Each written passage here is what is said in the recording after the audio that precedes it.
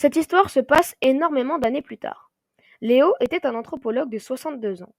Il était en train d'enterrer dans le désert son fils, Charlie de 6 ans, mort d'une énorme vague qui s'est abattue sur lui, sa fille, Mia, de 4 ans, qui est morte de son diabète, et sa femme, Sarah, morte de faim. Il était le seul humain sur Terre.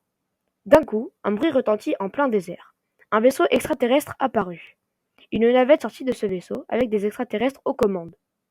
Léo courut. Il courut jusqu'à une maison. Les extraterrestres coururent derrière lui avec des fusils, le kidnappa, et Léo s'évanouit. En se réveillant, il était dans une salle blanche d'environ 20 mètres carrés. Il était enfermé et totalement nu. Bizarrement, il se sentait bien, épanoui, sans blessure ni fatigue.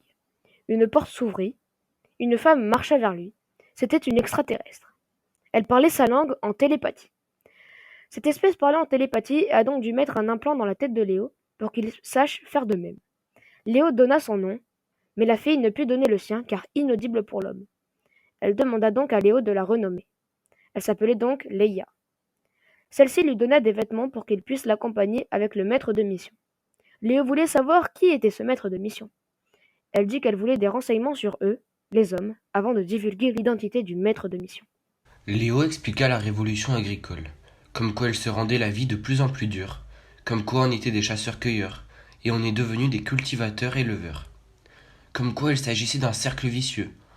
On avait plus de ressources, donc plus de joints avec les naissances, donc plus de bouches à nourrir, donc plus faire mal au corps avec la culture, car le corps n'était pas adapté, et plus faire de mal à la tête, car angoisse de ne pas trouver de la nourriture, prévoir les provisions pour le lendemain, etc. Un homme entra, lui donna une boisson, dite parfaite pour ce qu'il avait. Léo se rendit compte qu'il les avait étudiées. Leia l'emmena voir le maître de mission.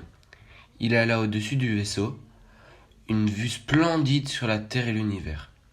Léo était bouleversé par la beauté du paysage devant ses yeux. Léo rencontra donc le maître de mission.